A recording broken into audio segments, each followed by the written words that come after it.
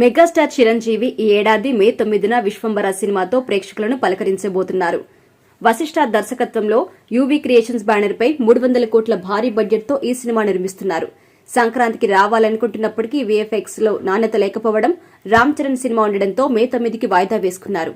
ఈ సినిమా తర్వాత శ్రీకాంత్ ఒదేలా, అనిల్ రావిపూడి వీరిద్దరి దర్శకత్వంలో 2 సినిమాలు చేయబోతున్నారు. తాజాగా చిరంజీవి ఇంట్లో త్వరలోనే పెళ్లి బాజాలు మోగబోతున్నాయి.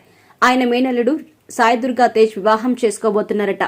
సాయి దుర్గా తేజ్ గా పేరు మార్చుకున్న సాయి ధరమ్ తేజ్ ఒక అమ్మాయిని ప్రేమించారు. అయితే పెళ్లికి తల్లిదండ్రులు అంగీకరించకపోవడంతో చిరంజీవి జోక్యం చేసుకున్నారు. ఇద్దరు ఇష్టపడ్డప్పుడు వద్దు అనొద్దంటూ వారిద్దరికి సర్ది చెప్పారట. చివరికి వారు అంగీకరించడంతో చిరంజీవి పెళ్లి పెద్దగా వివాహం జరగబోతోంది.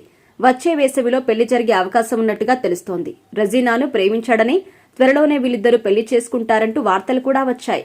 కానీ ఈ వార్తతో అవన్నీ ఒట్టిదని తేలిపోయింది. అమ్మాయి వివరాలు మాత్రం ఇంకా బయటకు రాలేదు.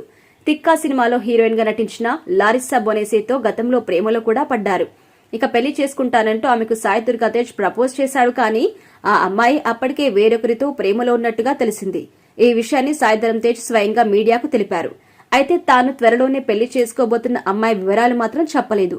బైక్ ప్రమాదం జరిగినప్పుడు తీవ్రంగా గాయపడ్డారు. అప్పటి నుంచి కోలుకున్న తర్వాత ఇది తనకి పునర్జన్మ అని చెప్పారు. ఆ సమయంలో విడుదలైన విరూపాక్ష సినిమా సూపర్ హిట్ అయింది. తర్వాత వచ్చిన బ్రో సినిమా మాత్రం బయ్యర్లకి నష్టాలు మిగిల్చింది. మంచి క్రేజ్ ఉన్న పవన్ కళ్యాణ్ తో కలిసి నటించినప్పటికీ ఆ సినిమాకు నష్టాలు తప్పలేదు. హనుమాన్ సినిమా నిర్మించిన నిర్మాతలతోనే ఒక సినిమా కూడా ఒప్పుకున్నారు సాయి దుర్గా తేజ్.